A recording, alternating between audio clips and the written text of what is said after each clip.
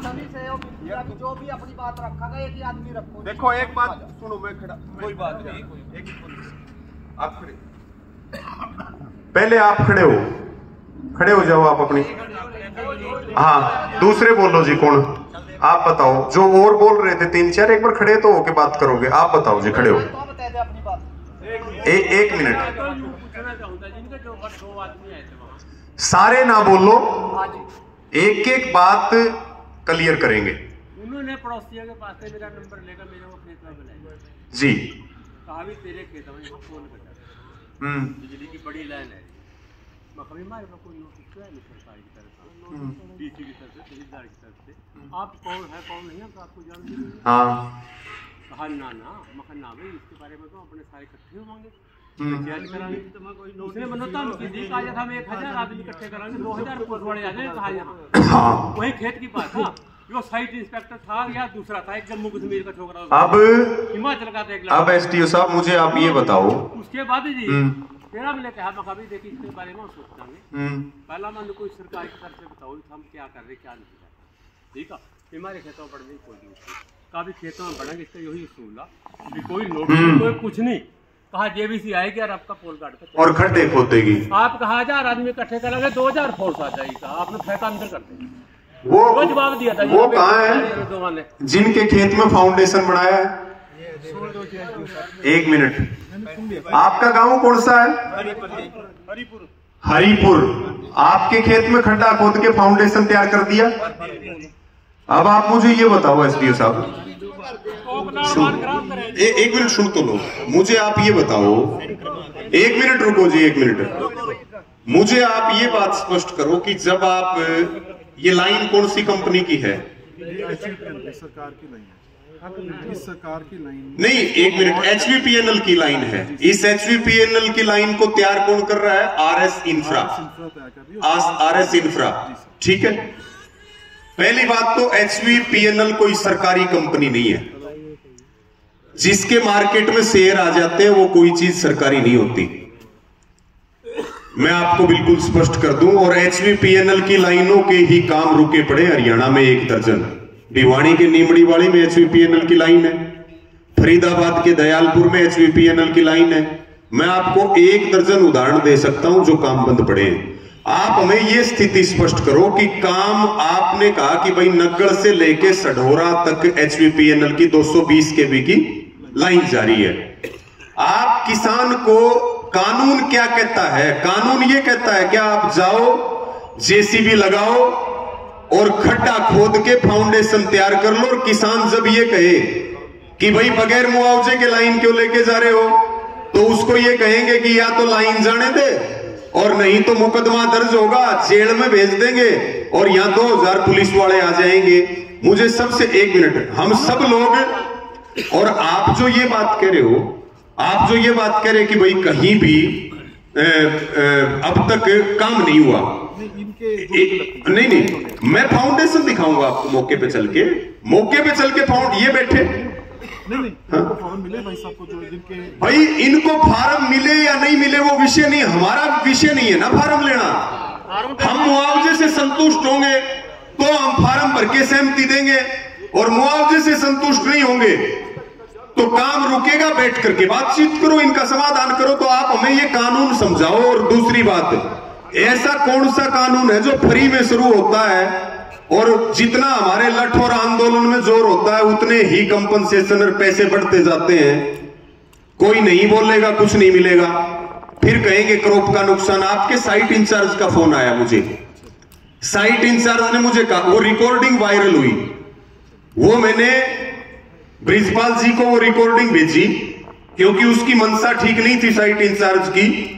उसने, कोई तोमर नाम का आदमी है, हाँ, उसने कहा कि जी ये किस प्रकार से निपटेगी, आप उसका इशारा समझ सकते हैं, और हमें जगह जगह ये ऑफर मिलते हैं, ये कैसे निपटेगा? हमने कहा ये निपटेगा किसान को मुआवजा देने से। फिर हमने कहा भाई तुम्हारी हिम्मत क्या हुई, तुम खेत में घुस के बगैर मुआवजा दिए किसान के? कौन सा कानून देश का ये इजाजत देता है कि आप जो है खेती कर रहे किसान को आप खेती में डिस्टर्ब करेंगे? और बगैर मुआवजा दिए उसके खेत को खोद के छोड़ देंगे, वो दुम दबा के भाग्या कि नहीं भाग्या, वो 10 मिनट की रिकॉर्डिंग सब बोले मेरे एसडीओ बात कर लेंगे। अरे भाई तूने क्यों फोन किया मुझे और फोन किया है तो मेरे सवाल का जवाब दे। वो रिकॉर्डिंग तो सबने सुनी है और हमने कहा भी मकाम वहीं आ रहे हैं, बहुत गुंडागर्दी होली तुम्हारी एचवीपीएनएल वालों की, जहां मन करता है वहीं पे तुम ये काम करते हो। अब जहां क्रॉसिंग हो रही है वहां हाइट कितनी बचेगी, कंबाइन नहीं जा सकती वहां खेत में। हमारी ये तकलीफ है, हमारी तो जमीन है और जमीन कोई हम लेके नहीं आए, हमारे पुरखों की जमीन है। आज हमारा 2.5 करोड़ का किला है, आप उसमें लाइन आप ले जाओगे उसकी कीमत 30 लाख रुपए नहीं बची, बोल लेंगे तो फोर्स जगह जगह फोर्स लगा के काम हो जाता है। नीमड़ी वाले में पूरे हरियाणा की फोर्स लगी थी।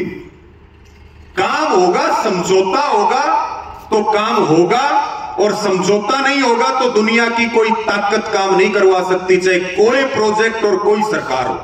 ये बिल्कुल स्पष्ट बात है। तो आप इसके ऊपर मिसलीड ना करें। आप कह रहे हैं कि मुझे पता ही नहीं है टावर लगाया नहीं लगाया, पता क्यों नहीं है? खड्डे खोद के फाउंडेशन बना दी उसकी, हमने मौका देखा, चलो हम जाकर के दिखाएं आपको मौका।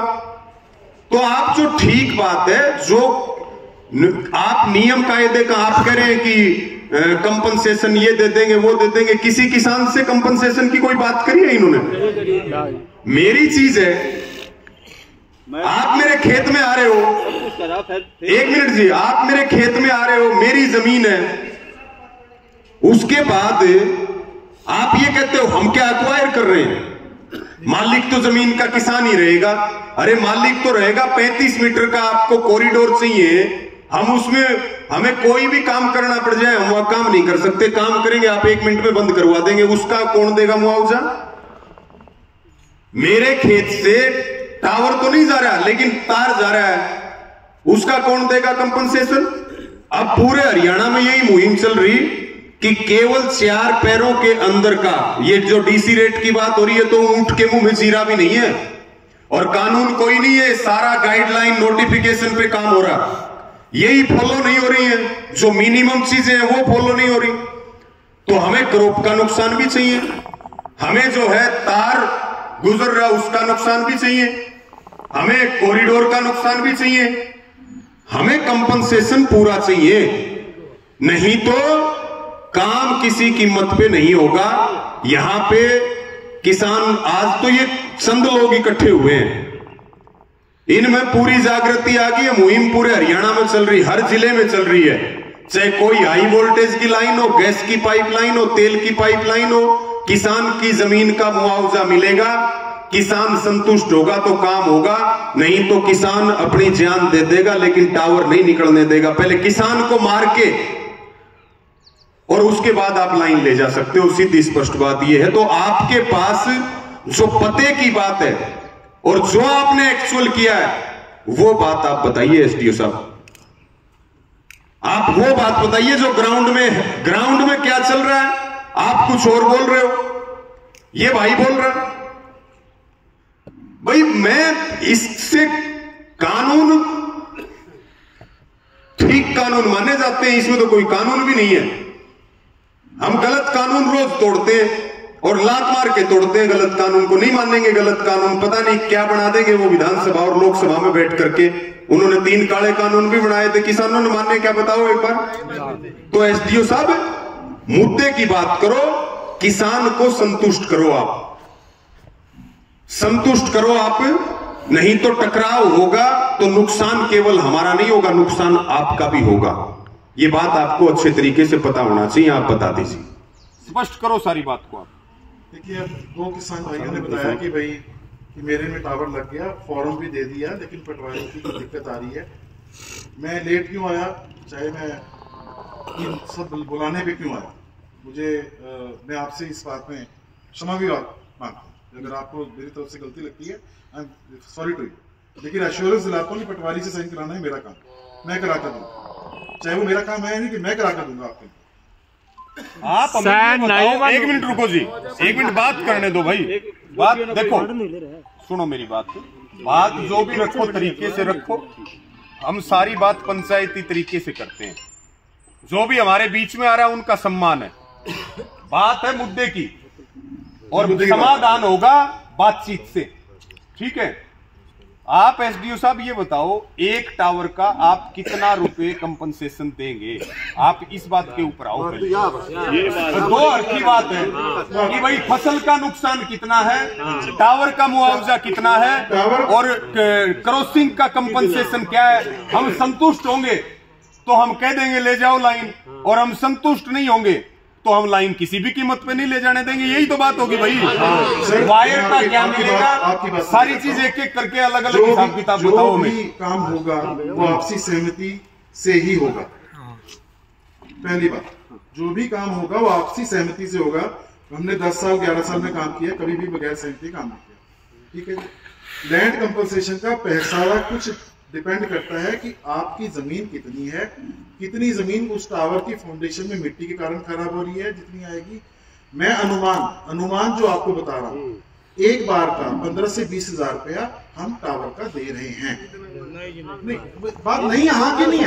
रुक जाओ आपने करना। आप सुनो एसडीओ साहब, मेरी बात सुनो, आप उलझा क्यों रहे हो? आप ये बताओ, यहाँ सारे एक साइज के टावर नहीं, अलग अलग है सर। अलग अलग कितनी कैटेगरी है सर? 2 3 4 कैटेगरी है। 4 कैटेगरी है। आप कैटेगरी वाइज आप हमें ये बता दो कि 1 नंबर कैटेगरी का इतना पैसा, 2 नंबर का इतना, 3 नंबर का इतना, 4 नंबर का इतना। आप लमसम बताइए। आप 19-21 में बता दो। 3 बार में ना बताऊं हाँ, आपको। नहीं, हमें इतना हिसाब नहीं समझ में आता। हम तो अनपढ़ भोले लोग हैं। हमने तो मोटी मोटी बात बताओ, कै लाख रुपये मिलेंगे हमने, या बताओ। हाँ, फसल का जोड़ अलग अलग बता दो, फसल का अलग बता दो, वायर का अलग बता दो, टावर का अलग बता दो। देखो जी, वायर का कोई भी वायर खींचने में जो फसल का नुकसान है वो हम देंगे, ठीक है जी। अब आपने कहा भी टावर का कितना दोगे, तार का कितना दोगे। तकरीबन मल्टी सर्किट टावर है, अगर तार लिखेगी ये डबल सर्किट है। हाँ, हम जो ये जहां टावर लग रहे हैं डबल सर्किट टावर है इस लाइन पे, तो इसके अंदर हम जो है तकरीबन 30,000 रुपए से 35,000 रुपए हम आपको देंगे प्रति टावर के टोटल क्रॉप कंपनसेशन के 3 टाइम के, जो टावर की बात। अच्छा, क्रॉप कंपनसेशन की बात, मतलब ये हुआ फसल का नुकसान इन्होंने बताया 30 से 35,000 रुपए। अब आ जाओ टावर पे। टावर का सर जो भी आपका डीसी कलेक्टर रेट है कितना है, विलेज टू विलेज आप इसी विलेज का बता दो। ये रिहोड का बता दो आप भाई। मैं आप सुनो एक बात सुनो, मैं रिहोड में आया हूँ जी सर, तो मैं यहाँ की समस्या पे पहले मतलब जानकारी लेके आया हूँ। तो आप हमारे बीच में आए हो तो आप जानकारी क्या लेके आए हो? हाँ, 5 मिनट ले लो आप, कोई दिक्कत नहीं, आराम से 10 मिनट लो आप, लेकिन इस चीज को स्पष्ट करो आप।